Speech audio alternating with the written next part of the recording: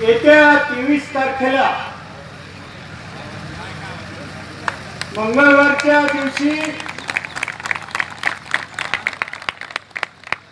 आपल्या भागामध्ये, आपल्या तालुक्यामध्ये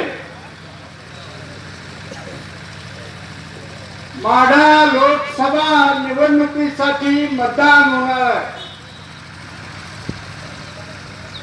आणि या निवडणुकीतील आपल्या बाजूचे उमेदवार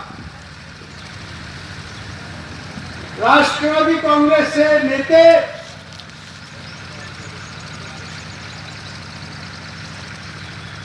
आघाडीने पाठिंबा दिलेले नेते संजय मामा शिंदे हे उभा राहिलेले आहेत. त्यांना आपण उभा केलेला आहे. त्यांची खून घड्याळाची आहे.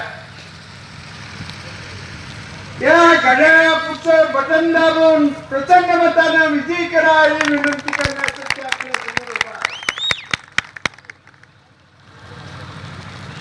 ही विनंती करत असताना या ठिकाणी उपस्थित असलेले कृष्णप्पा राष्ट्रवादीचे नेते माजी आमदार दीपकाबा साळुंके पाटील व्यासपीठावर बसलेले आघाडीतील सगळे नेते मंडळी, या गावातील आणि आसपासच्या वाड्या वस्त्यावरील या ठिकाणी मोठ्या संख्येने जमलेले सुगी सरायचे दिवस असताना सुद्धा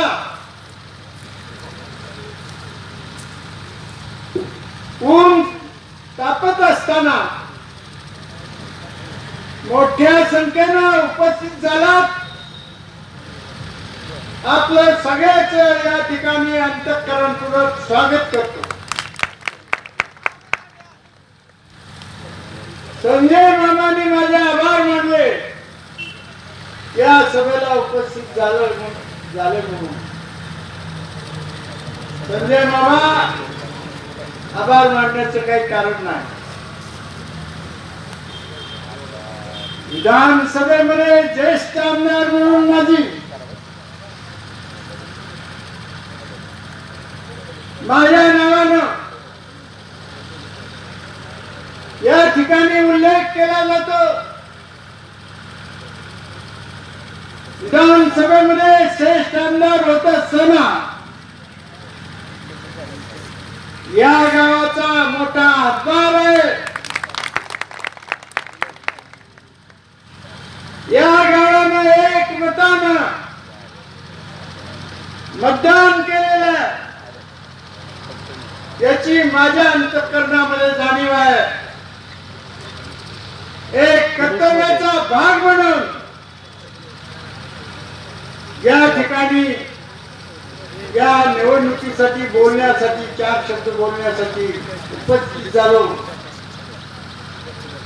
या गावाचे आशीर्वाद आणि प्रेम आयुष्यभर अंतःकरणामध्ये राहणार.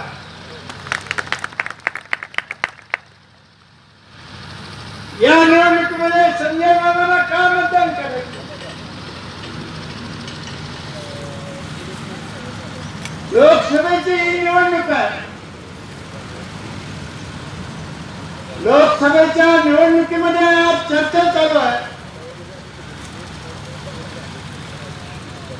भाजप आणि मोदी साहेब पुन्हा जर सत्तेवरती आले 14 तारखेला देशभर या गावामध्ये भारतरत्न डॉक्टर बाबासाहेब आंबेडकरांची जयंती साजरी झाली. स्वातंत्र्य मिळाल्यानंतर डॉक्टर बाबासाहेब आंबेडकरांनी घटना दिली. या देशातील टाटा बिर्ला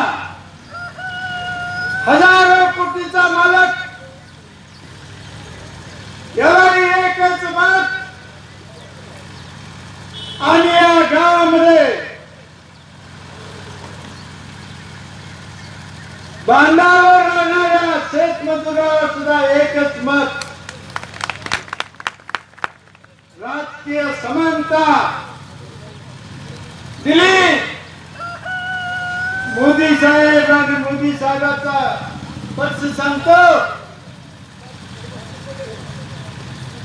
या गावातील मजुराला जगाचे प्रश्न, परराष्ट्र धोरण काय समजतं,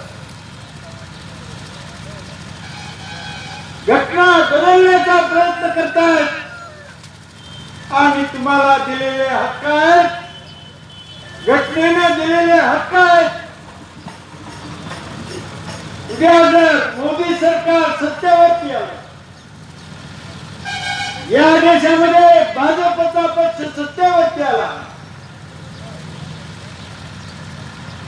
तर हे राहील का नाही असे या देशातले विचारवंत चर्चा करू लागलेले आहेत. आपण जर या निवडणुकीमध्ये चूक केली, पुढच्या पिढ्या आपल्याला माफ करणार नाही. म्हणून या निवडणुकीमध्ये लोकशाहीचे हक्क कायम राहिले पाहिजे. घटना ही तशीच राहिली पाहिजे. घटनेने दिलेले हक्क आम्हाला कायम ठेवणारा ही जी बाजू आहे, या बाजूचे उमेदवार म्हणून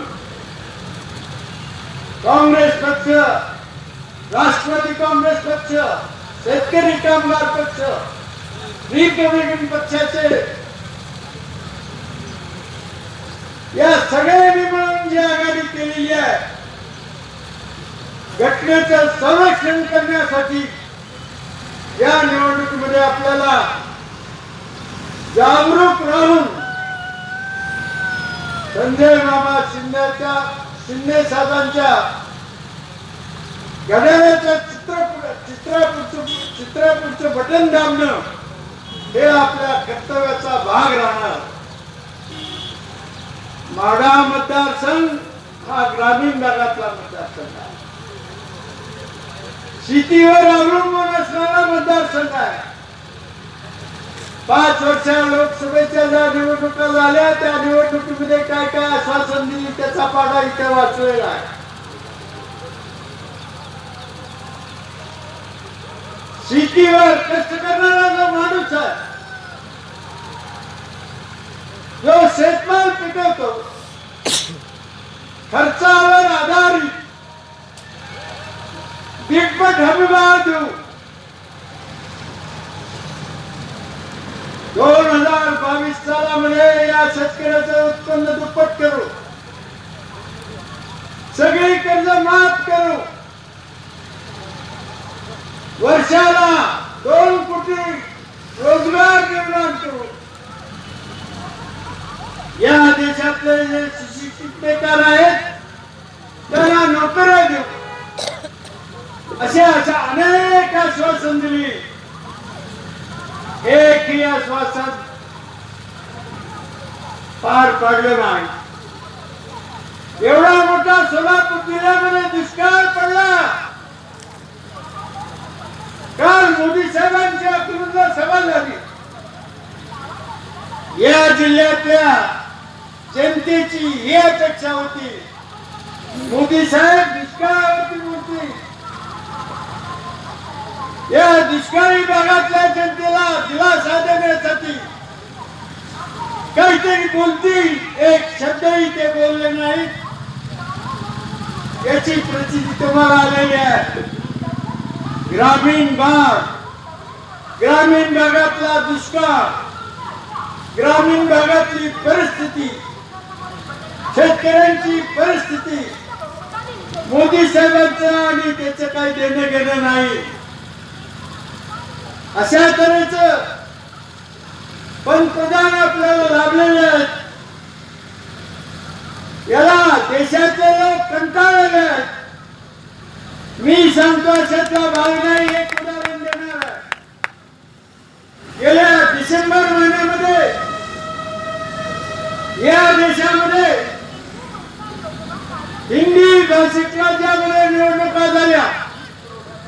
मध्य प्रदेश, राजस्थान, छत्तीसगड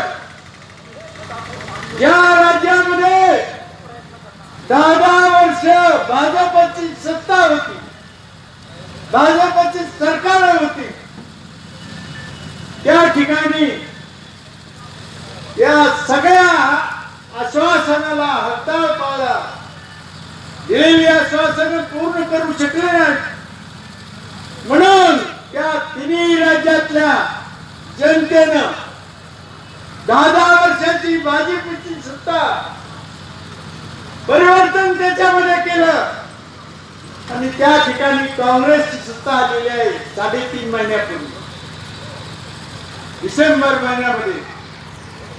आणि या निवडणुकीनंतर सुद्धा मगाशी सांगितल्याप्रमाणे देशामध्ये भाजपचा पराभव हा निश्चित ठरलेला आहे.